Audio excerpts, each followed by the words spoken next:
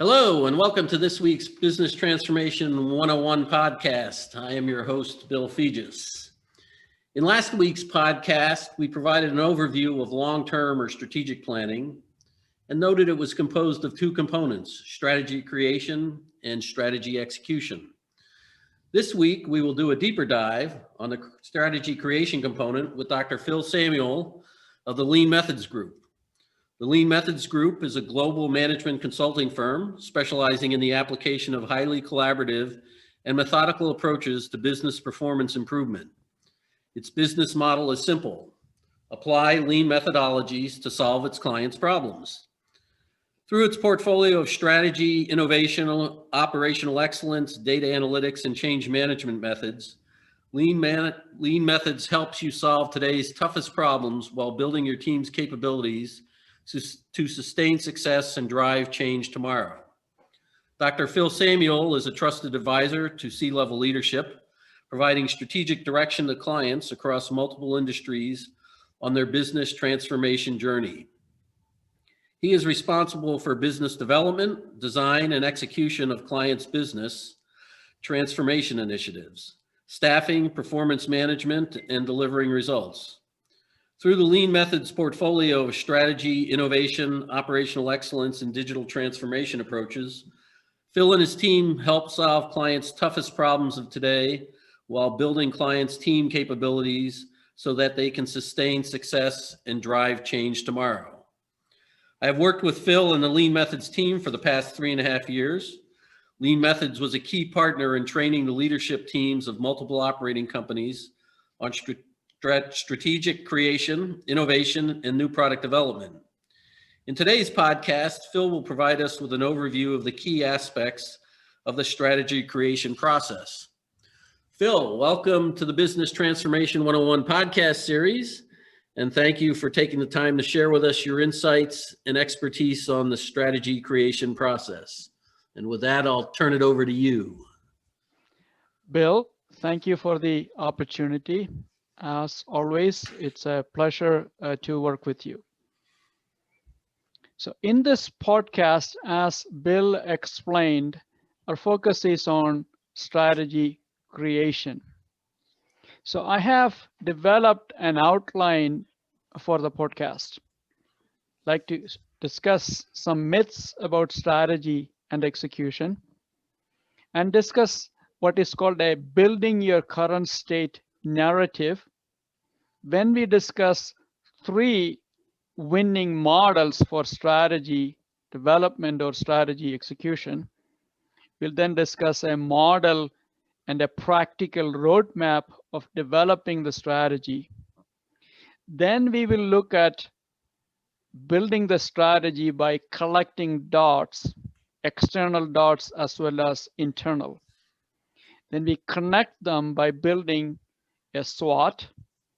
They also discuss developing a portfolio of opportunities through the lenses of market trends, customer insights, technology trends, business model trends. Then we bring this all together and we developed what is called a TOES framework, and we look into this portfolio of ideas and develop a set of strategies, and then we can prioritize and implement them.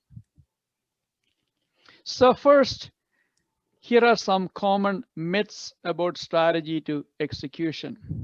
And these lists are plausible, but not likely. That's why I call them myths. So first is this: when strategy fails, it's always due to poor execution. So we have seen multiple people talk about, oh, execution suffered. That's because we were not good at executing, but it wasn't the result of strategy. Well, I like to borrow a thought from Professor Roger Martin, retired Dean of Business School at University of Toronto. He would say, if your strategy was poorly executed, it's really not a good strategy. So therefore, strategy itself is at the fault of your poor execution. Second, You can create your company's next 3 to 5 plus years of strategies during that 3-day offsite meeting. Yes, it's plausible, but not likely.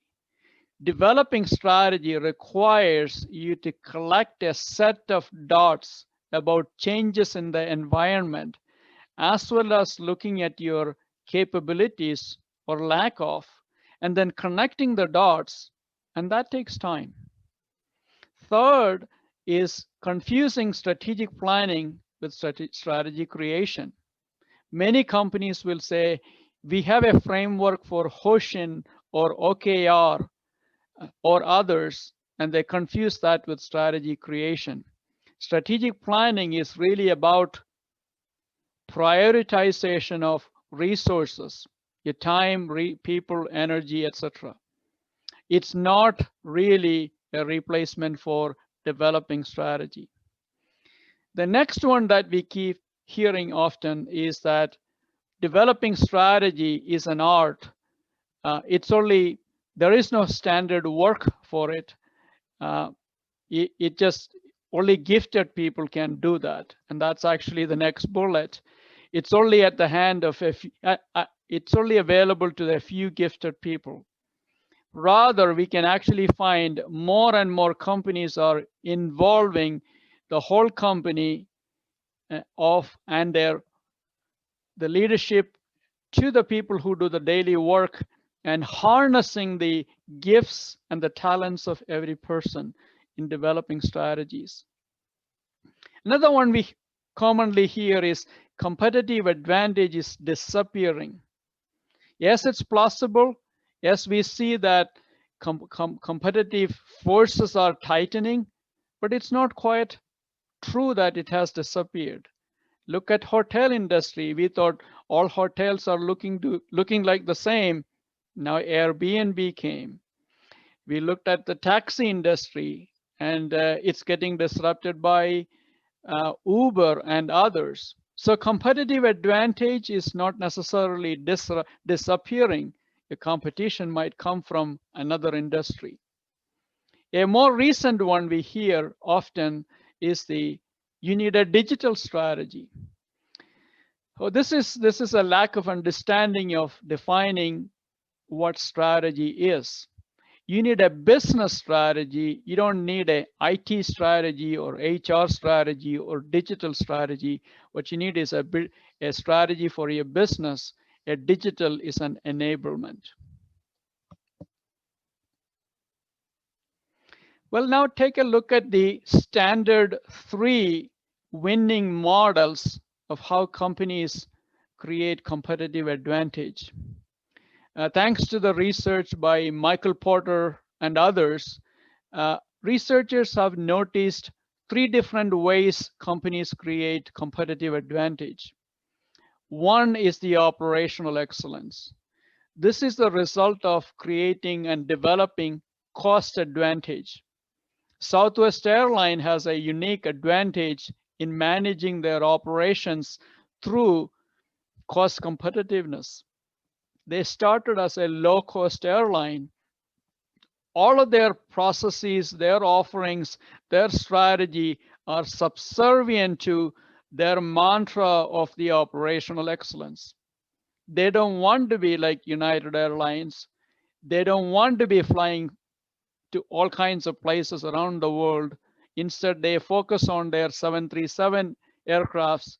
They focus on pilots who can fly 737, and they choose not to do a whole bunch of stuff, all making it subservient to their operational excellence DNA.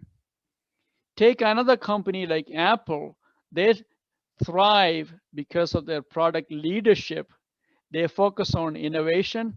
They focus on new trends, new technologies, and all of their operating system is subservient to the mindset of product leadership.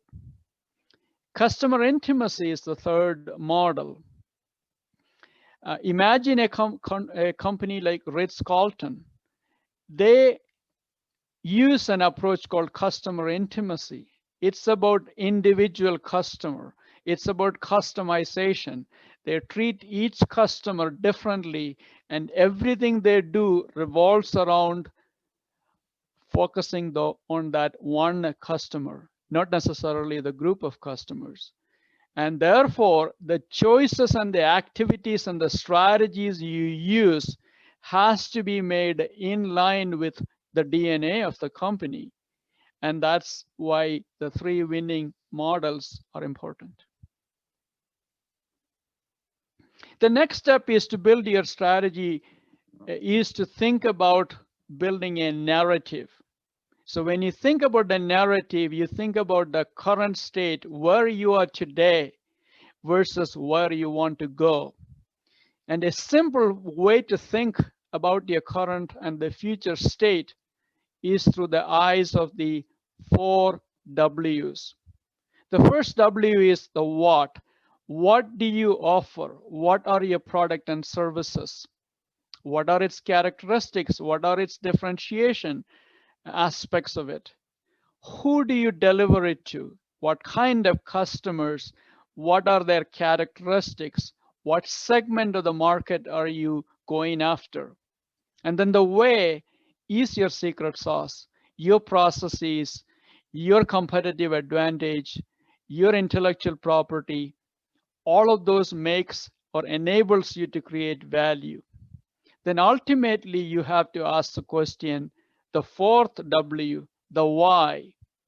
The why is the reason behind who you are and what gives you the right in the marketplace to serve the customers. If you ask Apple, they might say their why is that we have the DNA where we question the status quo. We are always asking the customers and thinking about the jobs they are trying to get done. And we are constantly challenging ourselves about the way we deliver solutions. That's their DNA. So understanding that current state is an important piece to developing your strategy towards your journey towards the future. So when we think about the future state, when you build your narrative, you ask the questions about where do we see us going? What do you think will stop us from winning? What kind of changes are we anticipating? So the journey starts from where current state, and the journey goes towards the future state. This is taking an audit of where we are, and it's the starting point.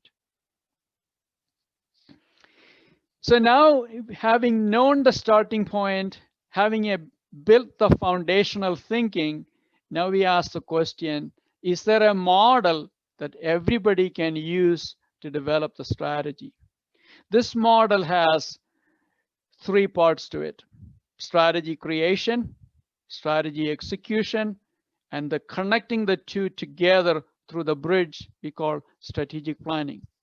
Strategy creation is about developing many possible set of strategy.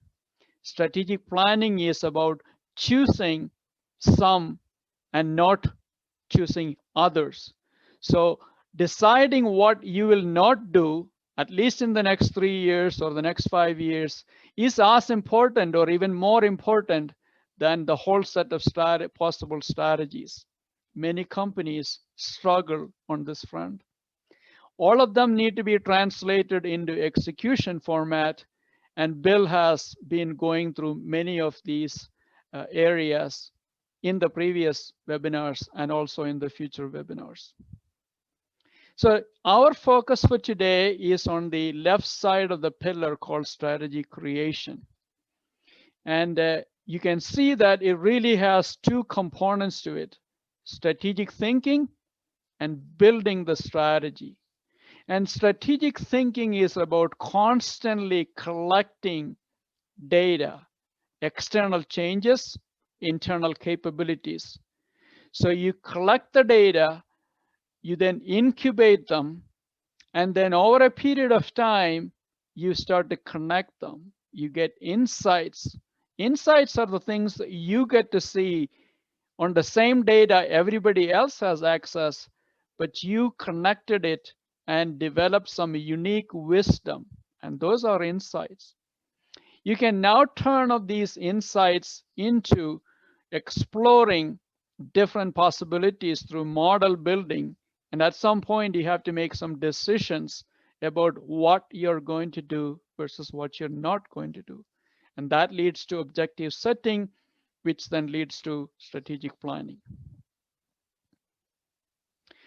At this point, you might ask the question, this is all great. Can you show me practically in tangible terms, in tactically, how can an organization do it?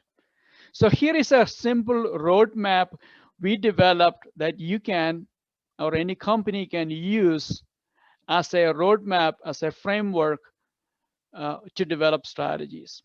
We break them into 7 sections. In this first section, we're looking at trends from external perspective and internal perspective. So trend drivers are collecting dots from external perspective and internal perspective. Then from that, actually, you see that 1 eventually goes to 4 to build your SWOT.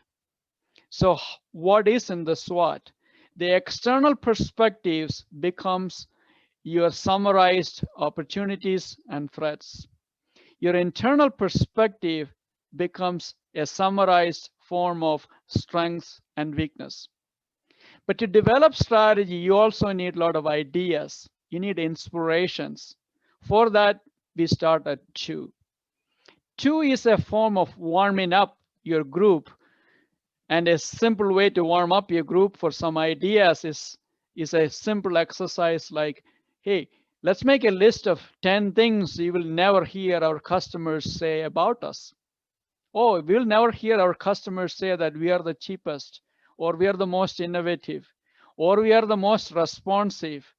Well, these are teaser exercises, but it warms up people to expose the truth about the perception of the customers about you, your products and services. You can also ask questions about ideas for core market, extended market, disruptive growth, and so forth. We then move to section 3, where it is much more thorough, deep dive on looking at external view and coming up with ideas to receive inspirations. So those 3, section 3 is what we call business trends. These are things happening in the market regardless of what we are doing or what competitors are doing. So those business trends, we broke them down into 4 areas: market trends, customer insights, technology trends, business model trends. I'll explain about each of them in greater detail a little bit later. So from 3, we are going to get lots of ideas based on market trends, technology trends, and etc. These ideas will turn it into transformation or innovation portfolio. And you can think about ideas relating to product and services, ideas relating to internal processes, ideas relating to business models. And some of your ideas are going to be incremental in nature, while others are radical in nature. Once we have this SWOT, and once we have the innovation portfolio, we can then develop strategies through what is called a TOES analysis. Here in the strategy creation, I'm taking a deeper dive into each of these topics. So first is the trend drivers. In here, we can do external dots or internal. So external, we have 2 tools described here. One is called Steeple, other one is called Porter's 5 forces. So for illustration, I'll take one of them. In this case, I'm going to be taking a look at Steeple. Porter's 5 forces is another way to look at the competitiveness, the competitive rivalry inside your industry. And Michael Porter at Harvard Business School developed this. And then similarly to the internal, we can use force field analysis or Michael Porter's value chain analysis to understand strengths, weaknesses, and internal view. Here I am, for illustration, I am taking the Steeple to show collecting the external dots. Steeple stands for changes in social, technological, economic, environmental, political, legal, and ethical dimensions. So depending on your company's product and services and markets, you have to ask the question for your customers, or if you're a B2B company, even your customers' customers, what are the changes happening externally? Changes with society and demographics, changes in technology, changes in economy, and so forth. And then you are asking the question, which of them are relevant to my company? And you're summarizing them in this format. And then we are asking its impact on my potential impact on my business. Is it low? Is it medium? Is it high? And then we are also asking, is it trending upwards? Is it flat? Is it trending slowly up or down? And this is the summary of a steeple, but it summarizes an example of changes externally that might have an impact on your business. Internal view, again, another tool we can use. It's called force field analysis. In the force field analysis, remember, we think about the current situation. We had a narrative we developed in the beginning that describes our 4 Ws. That's your current situation. And in here, we also imagine the future and imagine 2 kinds of future. One future is the best case future. Everything is great. You have huge market share. Your growth is beyond your expectation, and so forth. You have a worst case scenario of the future. Economy suddenly collapsed, customers left, competitors are coming and taking your business. So now you imagined the current versus awesome future and a horrible future. Then we ask the question internally, what forces are in play today that's driving us towards that best case scenario? And then what are the restraining forces that are holding us back and maybe push us towards the worst case scenario? And keep in mind, this is an internal analysis. We can also do similar analysis using Porter's value chain. I'll skip that for the sake of time, but this is an illustration of developing external dots and looking at internal capabilities. Having collected these 2 things, we are now ready for SWOT. A common mistake companies make in developing SWOT is the SWOT is their starting point. A better practice is not, SWOT is not the starting point. The starting point is the collection of external dots, changes externally, and an assessment of your internal capabilities or lack of.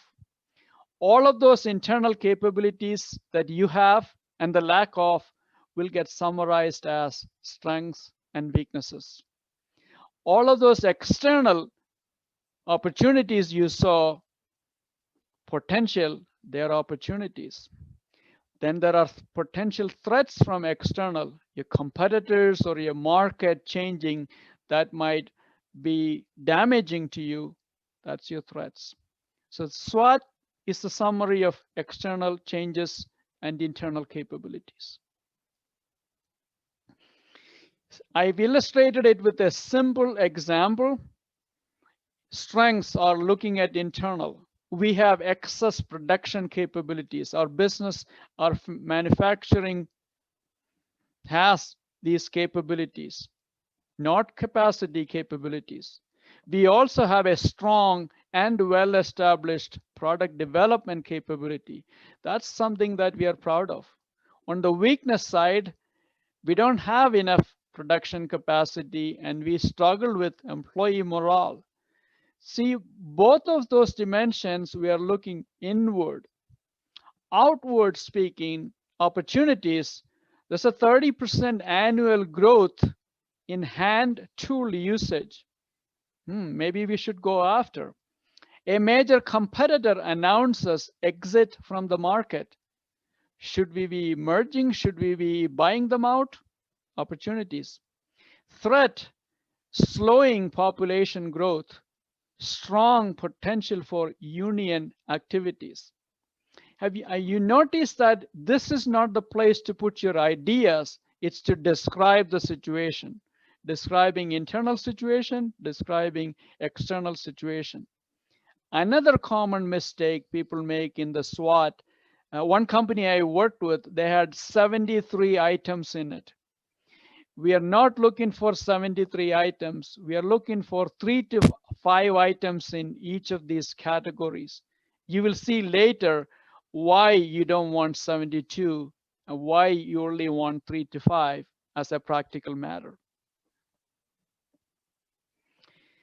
Now we move into getting lots of ideas for your strategy. And this is, you can start with sources of ideas, things like the 10 things you will never hear your customers say about you, about your business, about your products, etc. You can develop ideas for your core market, related market, new market, etc. But from there, you actually move to much more thorough, systematic way to receive inspirations to come up with potential future ideas. And these are called business trends. And we break them down into market trends, customer insights, technology trends, and business model trends.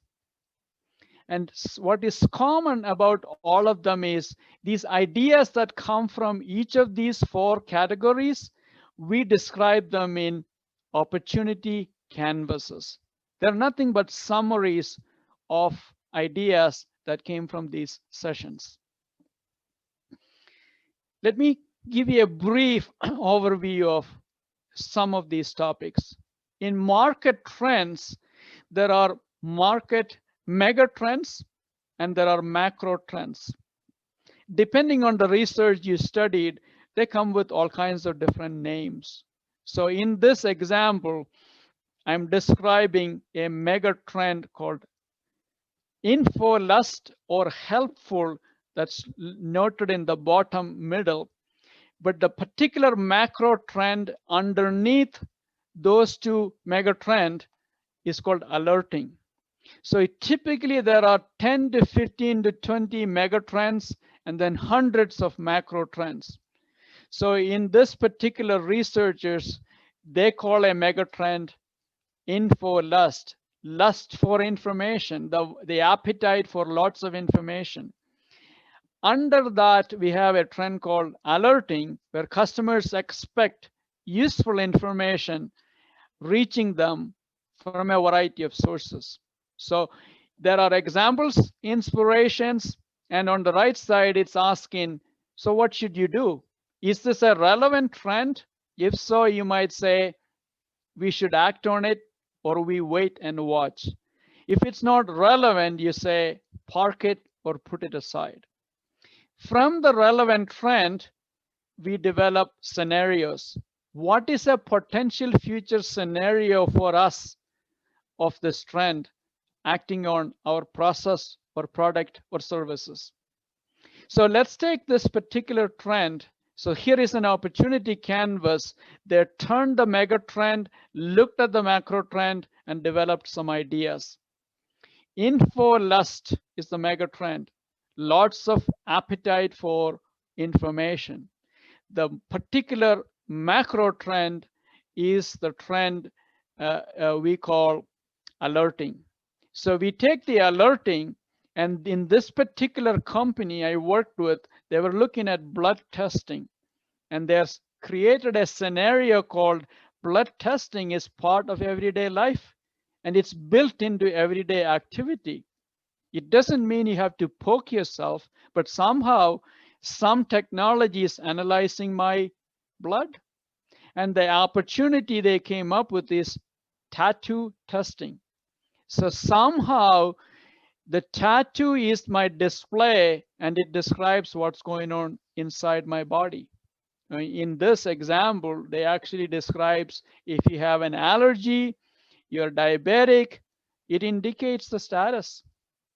It turned out after the team come up with this idea at Harvard, they actually produced this idea and demonstrated that this is actually feasible. So that's an example of a market trend. I move to customer insights.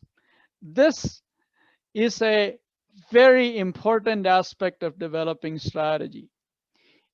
The idea there is that customers hire a product or a service to get a job done. So you can describe the job to be done in customers' view.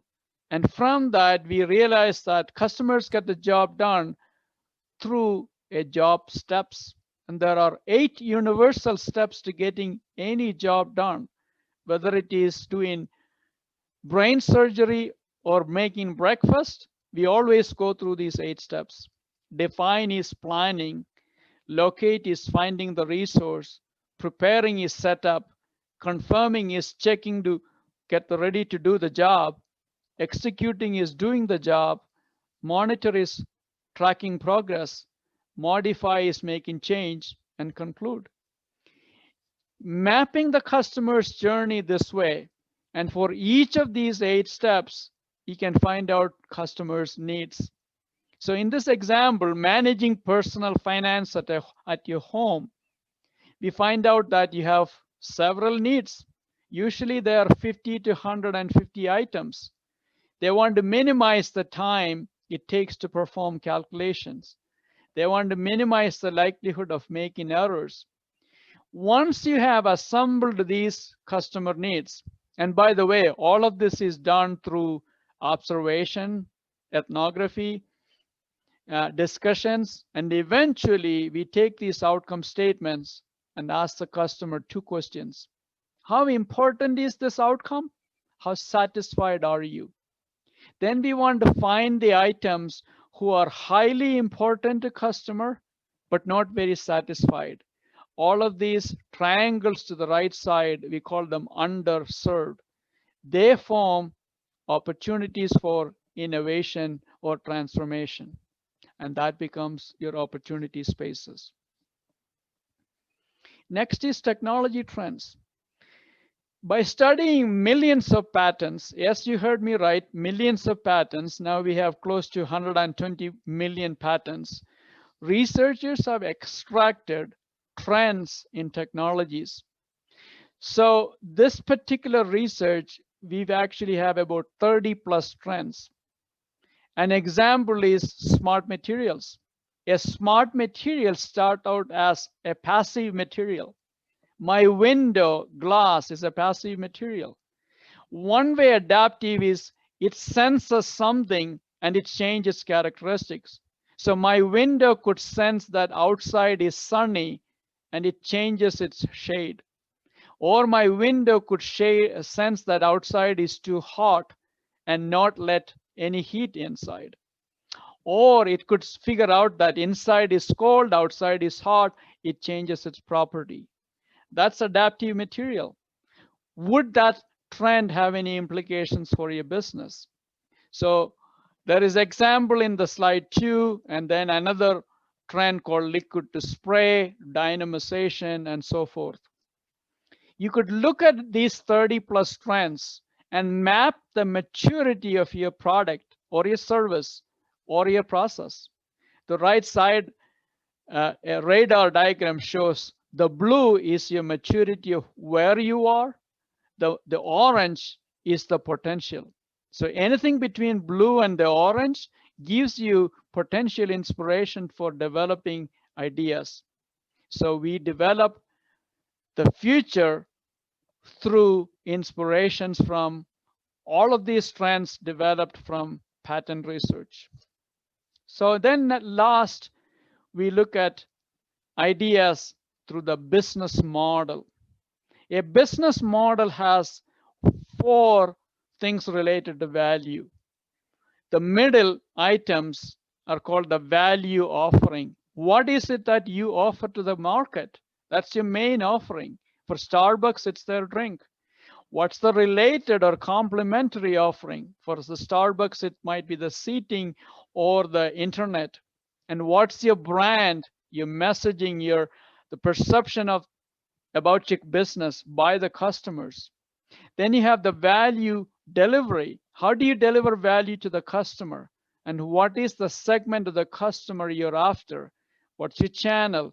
What's your customer experience? Then on the left side, you have value creation, your key processes, your enabling processes, the partners you work with, all of those forms your value creation. Then at the bottom, you have value capture. How do you capture the value in financial terms? Revenue minus the cost. So overall, this describes your current state of the business. It's your business model. The next step you can do is to do an analysis of your industry to see what are all the what are all the innovations we see in our industry. So you took the 11 rooms of this business model, you put them on your x-axis, and you start building a histogram of all major innovations in your industry. It is typical that you see lots of activities under value offering. Your competitors are working on similar offering, complementary offering, etc. Where there are less activities, that's called the blue oceans. You might start to think about ideating in those regions where there are no sharks. It's the ocean is blue. This is one kind of analysis you can do. Another kind of analysis is receiving inspirations from already captured, already summarized business model trends. Researchers at the University of St. Gallen in Switzerland have studied thousands of industries, and they distilled them to 55 business models. You'll know or be familiar with many of these. Look at under finance, no frills. A Southwest airline is a no-frill airline. Similarly, there are these 55 business models. You can look at these business models. You can look at where your competitors' activities are. And from this, you might get some inspiration and develop some ideas. And you develop your future state idea. This illustrates how enterprise rent-a-car, not so much a product innovation, they changed their business model from being at the airport where there are all other sharks. Instead, they created a system where they are focusing on people who have occasional accident and working with insurance companies, and in partnership with the insurance companies, they developed a business model where at the point of your accident, you call your insurance company, they immediately contact Enterprise Rent-A-Car, and they bring the car to your location. In fact, I had an incident where the Enterprise Rent-A-Car arrived faster than the police when I had an accident. And that, from my perspective, is customer experience. For my insurance company, was a lot cheaper than me going to the airport. And for Enterprise Rent-A-Car, off airport location, low cost structure, predictable revenue. It's an example of business model innovation.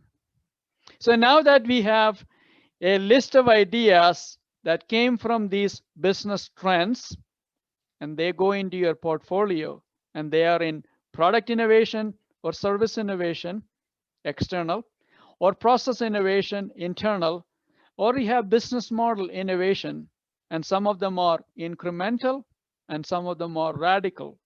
So once you have this portfolio, and then we look at your SWOT and create a TOES matrix, you're ready for strategy. So let's describe the toes. We have developed the SWOT, strength, weakness, and we have developed opportunities that are external. We can create combinations of these internal versus external and develop strategies. There are 4 kinds of strategies. Advantageous strategies are combining your strengths against the opportunity and developing ideas. Where do we get these ideas? Look into your portfolio of innovations that you developed. Similarly, weakness against opportunity, you develop cautionary strategies. Strength against threat, you get competitive strategies. And then weakness against threat, you get defensive strategies. As a result, you get a lot of strategies.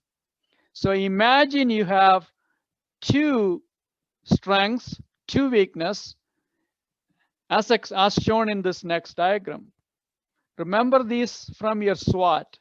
If you have 2 items in each of these boxes, that means 4 internal, 4 external, 4 times 4, you can develop 16 strategy.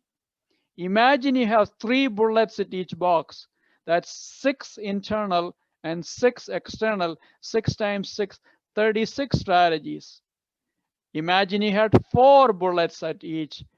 4 plus 4, 8 internal times 8 external, 64 strategies. Now you can understand why you don't want 72 items in this SWOT. So here you take, for illustration, I take a strength, I have excess production capability, but I have an opportunity that is 30% annual growth in the hand tool usage. My potential strategy could be acquiring a door-to-door tools sales company. At the bottom, I have a weakness. I have a poor employee morale, but there's a threat of a potential union activity.